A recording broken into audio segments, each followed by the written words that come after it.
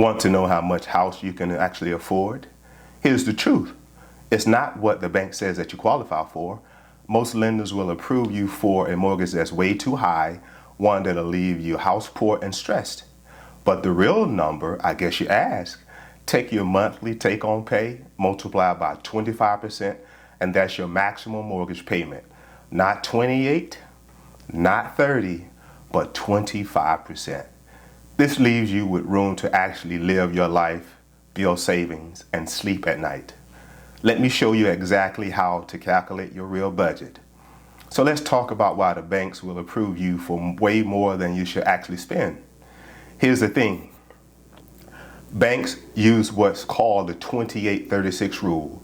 They'll approve you if your house costs are 28% of your gross income and your total debt payments don't exceed 38% of your gross income. But there's a massive problem here. Using your gross income, that's before taxes, before retirement, contributions, before health insurance. Your actual take-home pay could be 25, 30% less than the gross number. So when the bank says that you can afford 28% of your gross, that's actually closer to 35, 40% of what you're really bringing home. Think about it for a moment. Let me give you a real example. Say you make $80,000 a year. That's about $6,667 per month gross. The bank says you can afford $1,867 per month in housing costs. Sounds reasonable, right? But after federal taxes, state taxes, Social Security, Medicare, 401 contributions, and health insurance, you're probably taking home around $4,500 per month. Now that's $1,867 per month. Mortgage payment is actually consuming 41% of your real paycheck. Yes, 41%. That's brutal. This is why I recommend the 25% rule, and I'm talking about 25% of your take-home pay, your net, not your gross. This rule gives you breathing room. It lets you save for emergencies, invest for retirement, enjoy your life. You know, we all like to have fun. And not panic every time an unexpected expense hits. Here's how it works in practice. Take that same $80,000 salary with $4,500 per month take home. At 25%, your maximum mortgage payment should be $1,125 per month. That includes your principal, interest, property taxes, home insurance, and HOA fees if you have them. The whole package. Now think about that now. Now I know that you're thinking, that's going to buy me way less house. And yes, it will. But here's what it also buys you. The ability to save 15 to 20% of your income for retirement.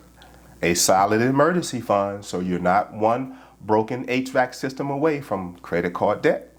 Money for maintenance and repairs, which will happen. Trust me. The freedom to take vacations, eat out occasionally, and not feel guilty about every purchase. Peace of mind. Yes, a peace of mind. And that's priceless. Let me walk you through the exact calculation you need to do it right now. Grab your phone, a piece of paper or a pen, calculator, and let's figure out your real number. Calculate your monthly take-home pay. Look at your most recent paycheck. What's the actual amount that hits your bank account? Multiply by however many paychecks you get per month. If you're paid bi-weekly, multiply by 2.17 to get your monthly average. If you're salaried and paid twice a month, just multiply by 2. Step 2, multiply 25%. Take that monthly take-home number and multiply by 25%. That's your maximum total monthly housing payment. Step 3, account for property taxes and insurance. This is crucial. Your mortgage payment isn't just principal and interest. No, it's not. In 2026, property taxes and insurance are significant expenses.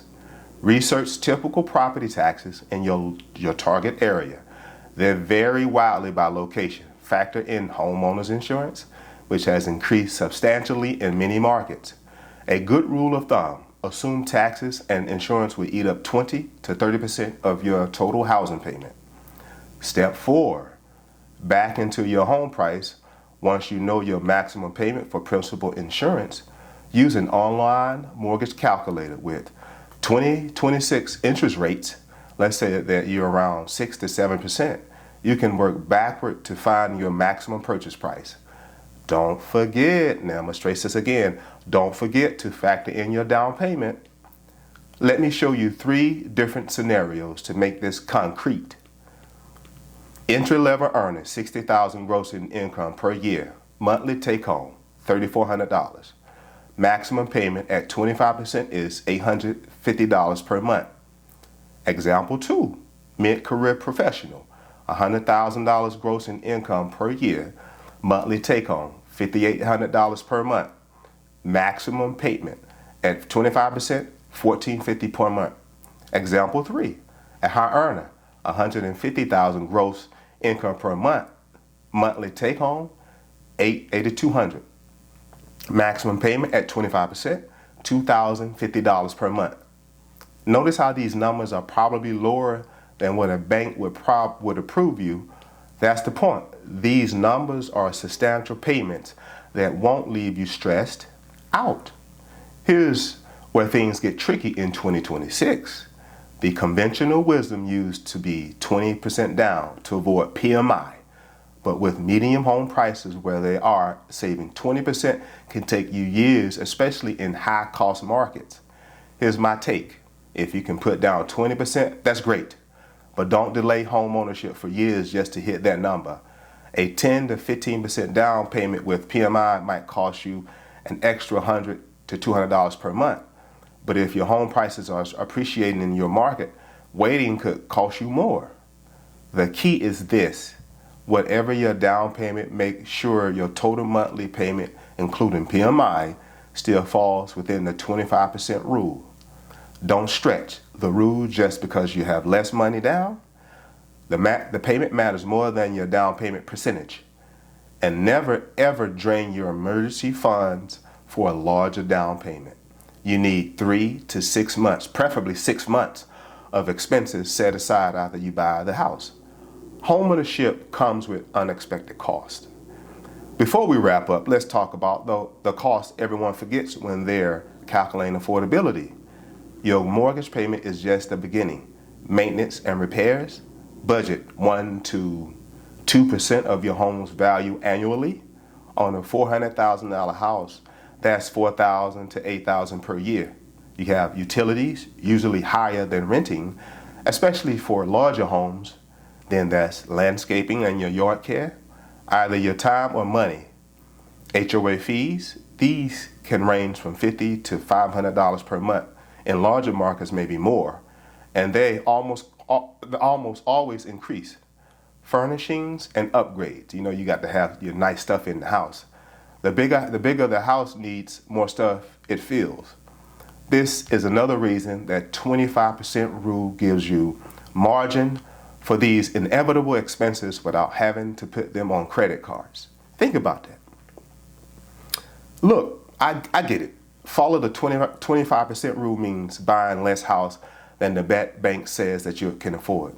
It might mean waiting a bit longer or looking into different neighborhoods. But here's what it doesn't mean. It doesn't mean you're settling. What you actually buying with that smaller payment is freedom. Whew.